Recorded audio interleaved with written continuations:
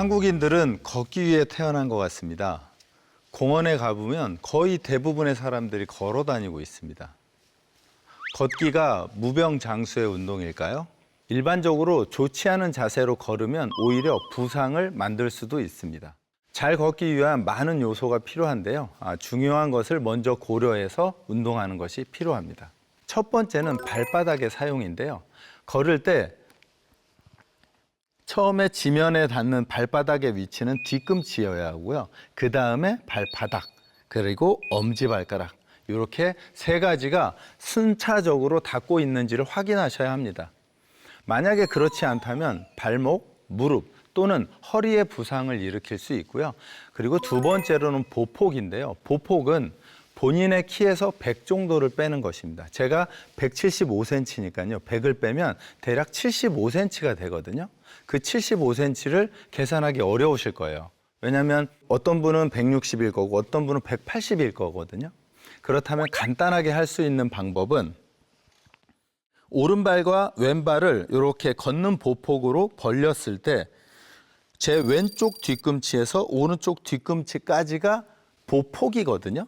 그랬을 때 오른발에 신발 하나, 그리고 신발 2개, 신발 이렇게 3개. 양발 사이에 신발이 2개 정도 들어가면 대략 본인의 보폭 정도가 됩니다. 2개가 들어가면 아주 좋은 보폭이 되고요. 하나 반 정도면 괜찮은 보폭입니다. 보폭이 좁아지게 되면 어떤 문제가 생기냐면요. 우리 발바닥의 앞쪽으로 착지를 하면서 내 몸의 체중이 앞으로 기울어지게 돼요. 그렇게 되면 무거운 머리가 내 발의 바깥으로 나가기 때문에 앞으로 이렇게 쏠리는 현상이 나타나죠. 노인들에게서 많이 생기는 동작이고요. 이 동작이 낙상을 만들기도 합니다. 보폭을 지키는 것은 건강하게 걷는 노년들에게도 굉장히 중요합니다.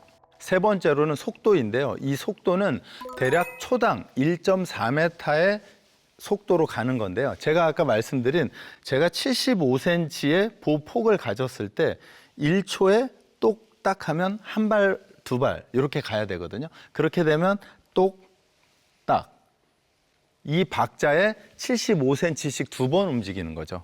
생각보다 빠릅니다.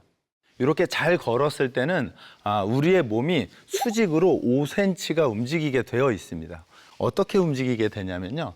제가 175cm니까요. 발을 이렇게 좋은 보폭으로 벌리면 양발을 벌렸기 때문에 밑으로 5cm가 내려가죠. 그리고 다시 한 발로 서면 175cm가 되고요. 그러면 측면에서 보면 위로 올라갔다 내려갔다 이렇게 되죠. 그러면 같은 거리를 걷더라도 언덕으로 올라가고 내려가는 동작이 계속해서 이루어지기 때문에 기초대사량도 엄청 많이 늘어나게 됩니다. 두 번째는 좌우 운동인데요. 이 좌우 운동은 양발로 서 있을 땐 가운데 있는데요. 제가 아마 왼발을 들면 오른쪽으로 몸이 이동했을 거예요. 그리고 다시 왼쪽으로 이동을 하거든요. 이게 대략 2cm 정도라고 합니다.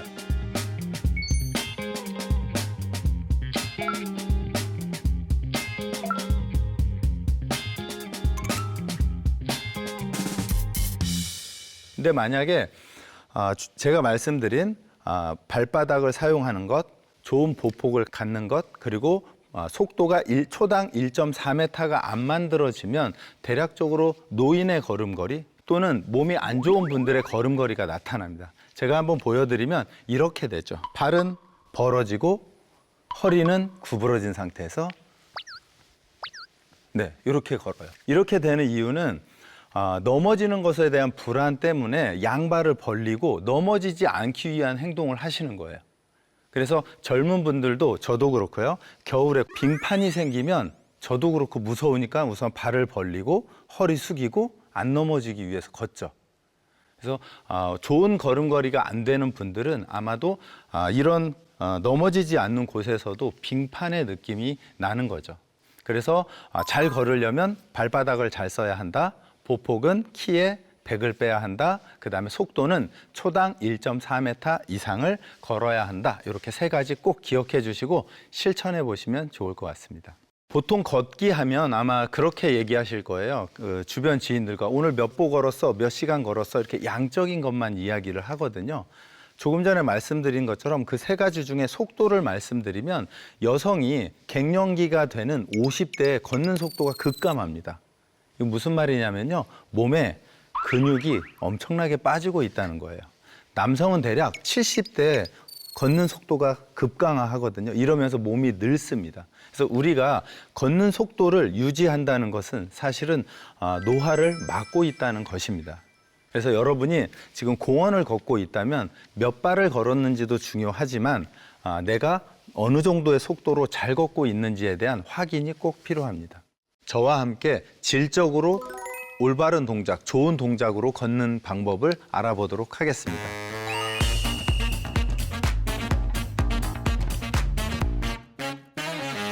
여러분이 피트니스 센터를 가거나 또는 걸을 때 어떤 동작으로 잘못 걷는지 보여드리고요. 그리고 어떻게 하면 잘 걷는지 가르쳐 드리도록 하겠습니다. 자, 한번 올라가 보실게요. 이렇게 트레이드밀에서 걸을 때 일반적으로 잘 못 걷는 방법 중에 하나가 보폭이 좁은 겁니다. 지금 보면 양 발이 신발 하나 정도 들어갈 정도로 보폭이 좁거든요. 이렇게 하면 내가 원래 걸어야 되는 보폭보다 한 3분의 2 정도로 걷는 거니까요. 이렇게 걸으면 지금 저희 트레이너도 불안해 보이거든요. 그래서 이런 동작 조심하셔야 되고요. 그다음에 두 번째로는 걸으면서 힙합 전사처럼 바운스를 하는 겁니다. 보통 젊은 친구들이 좀 많이 걷기도 하고요. 그다음에 연배가 있으신 분 중에 몸이 안 좋으면 약간 껄렁껄렁하게 이렇게 걷는 모습들, 이런 모습들이 발목이나 무릎, 허리에 부담을 주는 동작이고요.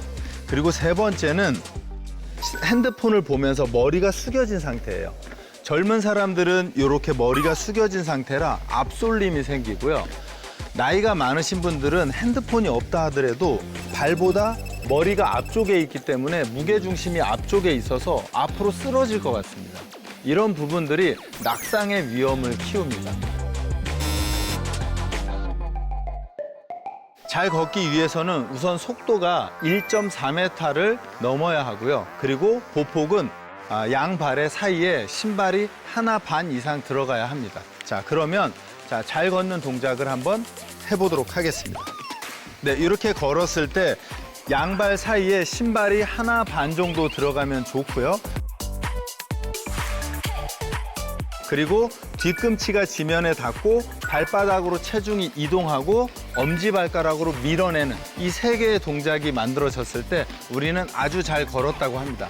여러분은 이렇게 이등병 삼각형이 될 수 있도록 보폭을 넓혀주시고 보속을 빠르게 해주시고 뒤꿈치, 그다음에 발바닥, 엄지발가락으로 밀어내는 동작으로 걸으시기 바랍니다.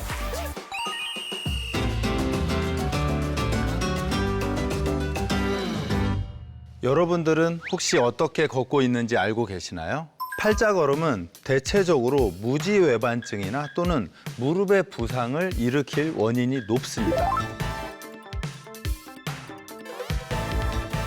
가능하면 발가락 10개가 정면을 향하게 걷는 게 좋고요.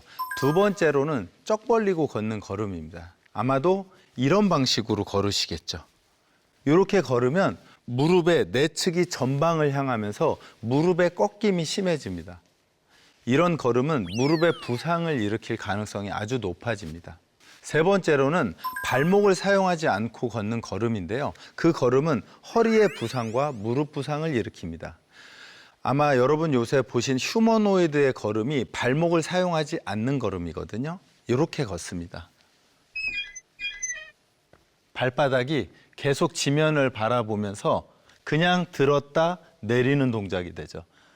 이렇게 되면 발바닥에서 체중 흡수를 못하기 때문에 그 스트레스가 무릎과 허리를 향해 부상을 일으키게 됩니다. 대표적인 이 세 가지 걸음을 여러분들은 주의하셔야 합니다.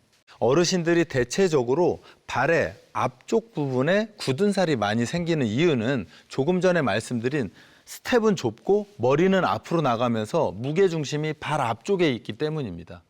혹시 여러분의 발 중에 앞쪽에 굳은 살이나 사마귀가 있다면 그 지점에 체중이 많이 실렸다고 생각하시면 됩니다. 보행수는 일일 7,500보 정도일 때 가장 건강하고 아마도 7,500보 이상을 계속 걸어서 15,000보, 2만 보 걷는다는 것은 우리가 공부할 때 초등학교 과정을 중학교에서도 하고 고등학교에서도 한다는 것이죠. 걷기가 초등학교라면 슬로우 조깅은 중학교 과정이고요. 러닝은 고등학교 과정입니다. 그 과정을 통해서 우리는 점점 더 건강해지게 되는 것이죠. 올바른 보행을 위해서는 근력과 밸런스가 아주 중요합니다. 올바른 보행을 위한 운동을 저와 함께 배워보도록 하겠습니다.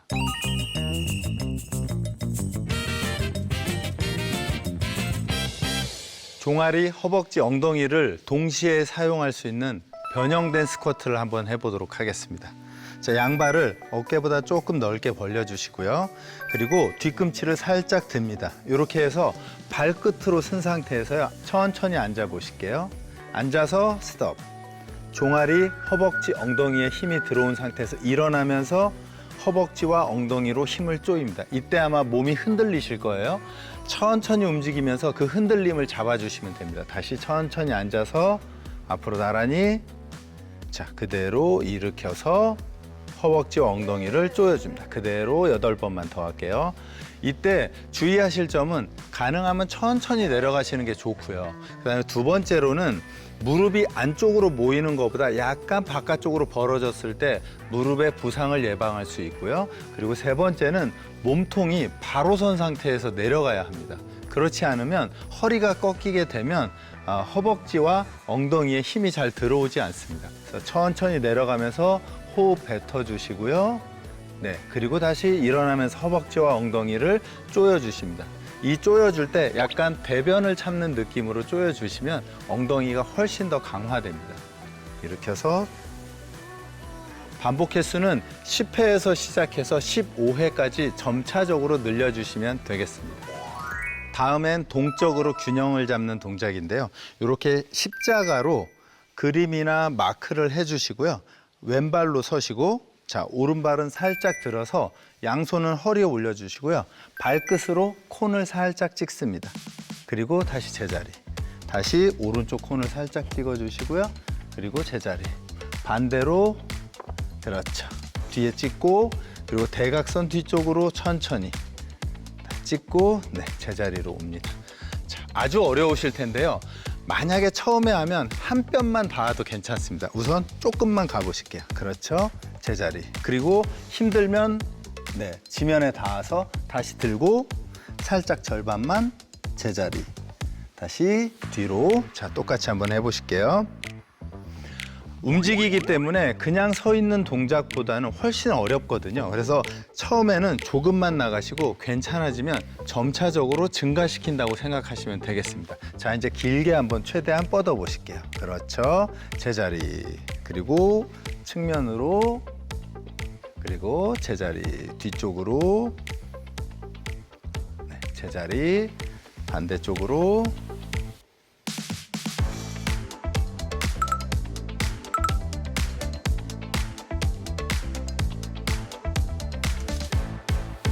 이렇게 무리하지 마시고 한 뼘에서 시작해서 조금씩 거리를 늘려가시면 동적인 균형이 증가하면서 걷기, 그 다음에 할 러닝까지를 잘 할 수 있는 몸이 만들어집니다.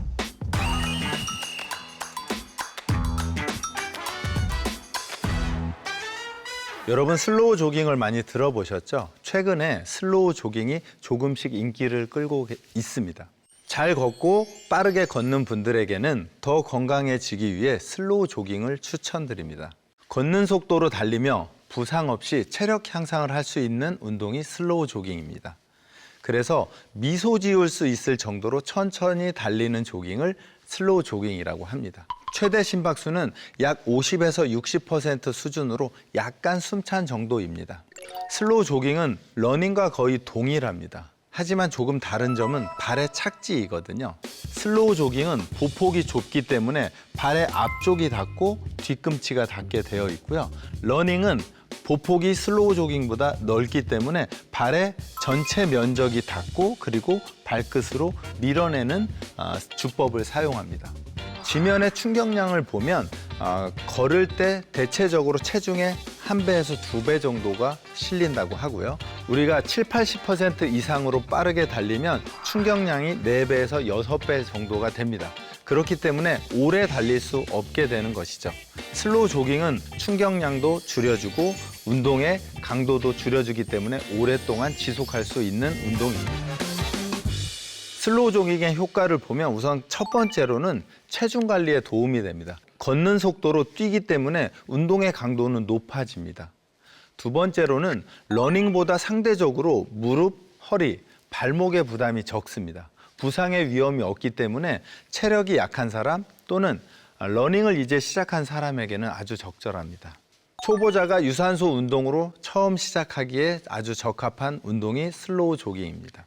1시간 소모 열량에 따른 걷기와 달리기의 선택 기준을 살펴보면 천천히 걷게 되면 대략 255칼로리를 소모하게 되고요. 킬로미터당 대략 20분 정도의 속도를 유지합니다. 빠르게 걷기는 대략 391칼로리를 소모하고요. 킬로미터당 대략 10분 정도를 씁니다. 가볍게 달리기부터 조깅이라고 하는데요. 755칼로리를 사용합니다. 걷기와 달리기가 대략 칼로리 소모에서 2배 정도의 차이를 보이는 것을 알 수 있습니다. 걷기에서 러닝으로 향상하기 위해서는 종아리 근력이 매우 중요합니다. 저와 함께 종아리 근력 강화를 위한 가벼운 점프 운동을 해보도록 하겠습니다.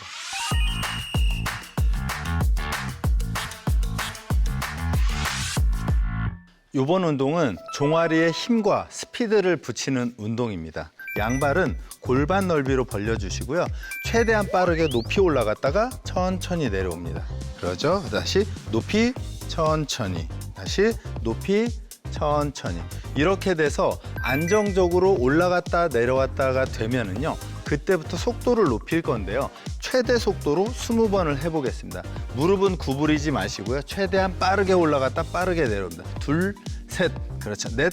이때 무릎, 코어, 엉덩이, 등은 완전하게 펴서 수직 운동만 하게 됩니다. 이렇게 되면 종아리에 근력과 스피드를 같이 갖게 되니까요. 달리기를 할 때 추진력을 내는데 굉장히 큰 도움이 될 것입니다. 본인이 할 수 있는 최대치까지 반복 횟수를 계속해서 늘려가시면 좋고요. 50개 또는 100개까지 늘리는 것도 아주 좋습니다. 이렇게 뒤꿈치 들기를 빠르게 잘 되면 그 다음은 살짝 점프를 하실 건데요.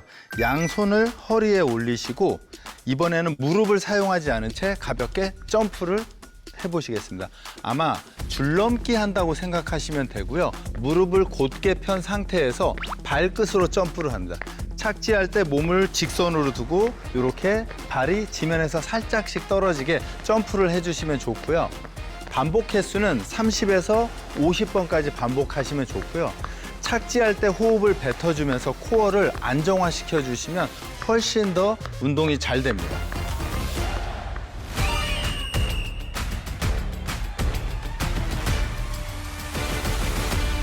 요즘 한강 시민공원을 가면 러닝 인구가 급증했다는 것을 알 수 있습니다.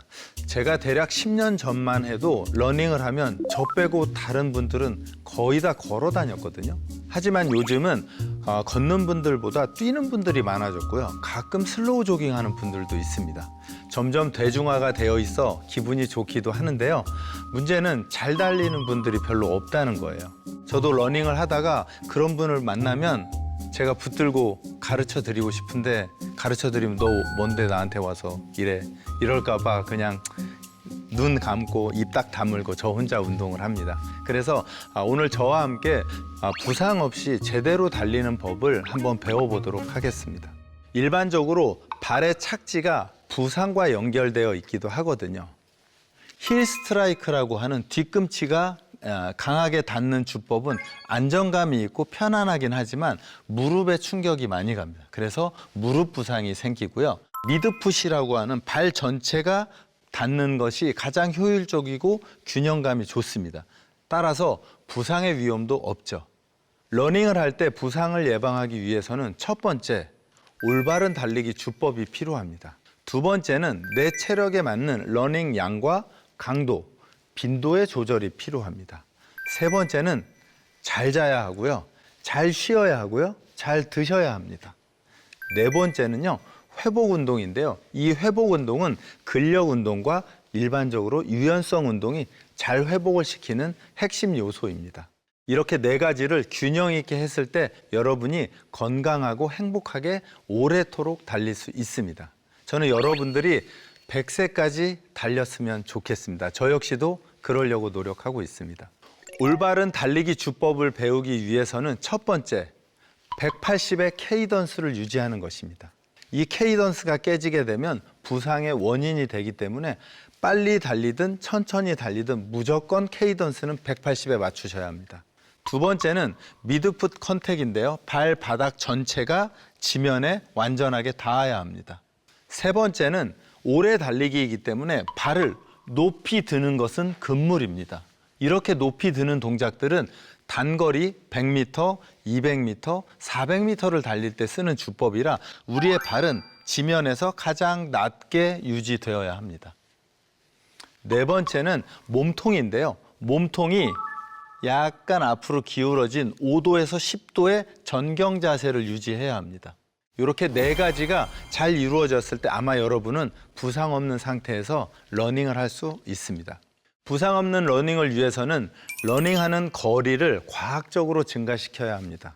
오늘 갑자기 기분 좋아졌다고 5km 뛰던 분이 10km를 뛰거나 또는 2km 뛰던 분이 5km를 뛰면 부상의 원인이 됩니다.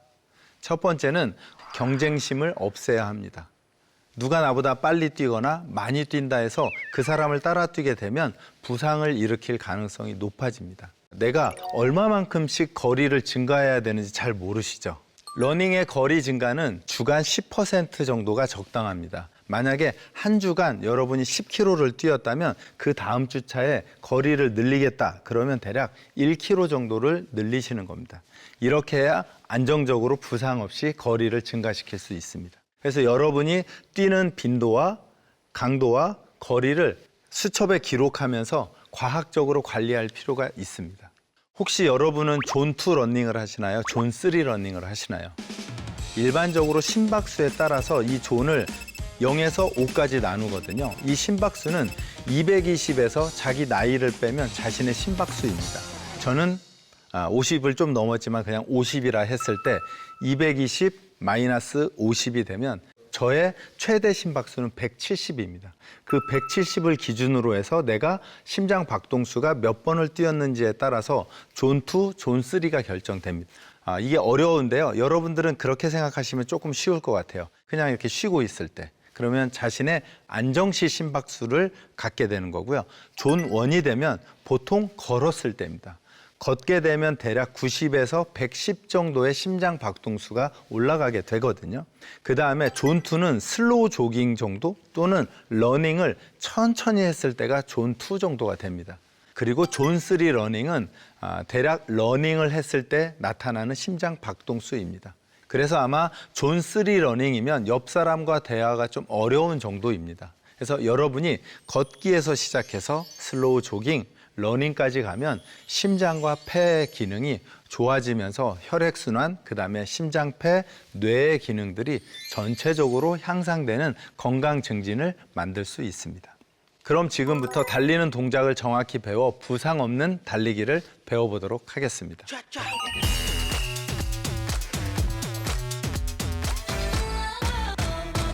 슬로우 조깅과 러닝은 케이던스 180을 유지하는 게 중요하다고 말씀을 드렸습니다. 지금부터 메트로놈을 이용해서 미드풋과 포어풋으로 케이던스 180을 맞추는 연습을 해보도록 하겠습니다. 제가 지금 150을 맞추면 이 정도 속도가 됩니다. 네, 그대로. 지금 보시면 뛰는 것도 아니고 걷는 것도 아닌 아주 애매한 상태거든요. 보통 러닝을 할 때 문제가 있는 분들이 대략 이런 폼을 가지고 있습니다. 지금 이 속도가 케이던스 150이거든요. 제가 160을 맞춰보실게요. 지금 발바닥 전체가 닿는 미드풋 러닝이거든요. 160 되니까 조금 빨라졌죠. 하지만 이 속도도 달리기의 케이던스로는 부족합니다. 보통 부상을 일으킬 수 있는 박자죠.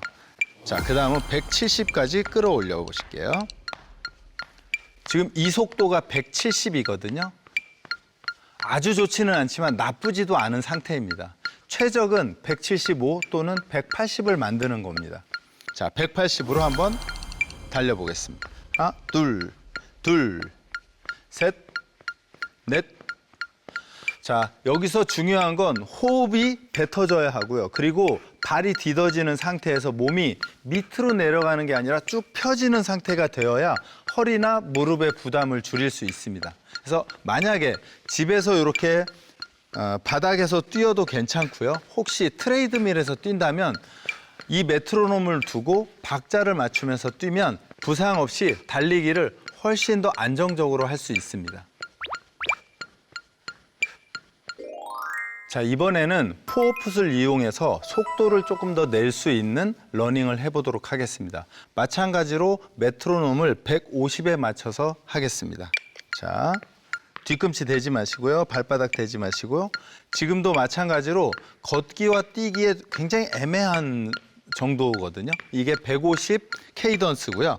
자, 160이 되면은요. 네, 요것도 뛰는 것과 걷는 것에 아주 애매한 상태입니다. 물론 뒤꿈치가 들려있는 상태이기 때문에 종아리가 발달되는 운동이긴 합니다. 자, 그 다음은 케이던스 170으로 가보실게요. 네, 여기서부터 어떻게 보면 잘 뛰는 구간으로 들어가는 겁니다. 하나, 둘, 그렇죠? 네, 하지만 이 속도도 조금 부족합니다. 여러분은 180에 맞춰서 뛰었을 때 가장 안정적으로 뛸 수 있습니다. 하나, 둘, 하나, 둘. 자, 일반적으로 달리기를 할 땐 코로 마시고 입으로 뱉고요. 호흡은 2번 마시고 2번 뱉어도 되고요. 한 번 마시고 한 번 뱉어도 됩니다. 호흡이 규칙적으로 이루어지지 않으면 우리가 산소 공급이 정상적으로 되지 않기 때문에 숨찬 증상이 더 가속화됩니다. 이렇게 180에 맞춰서 발끝으로 속도를 내는 러닝을 트레이닝하면 훨씬 더 빠르고 건강해지는 러닝 습관을 가질 수 있습니다. 오늘은 걷기에서 러닝까지 심장과 폐를 건강하게 하는 운동을 배웠습니다. 유산소 운동은 여러분의 뇌, 심장, 폐, 정신적인 건강을 더욱더 좋게 만들어줄 것입니다. 운동은 생각으로 하는 것이 아니라 움직이는 것입니다. 숨차게 달리는 유산소 운동을 시작하는 오늘이 일일이 되시길 바랍니다. 저는 다음 8강에 뵙도록 하겠습니다. 감사합니다.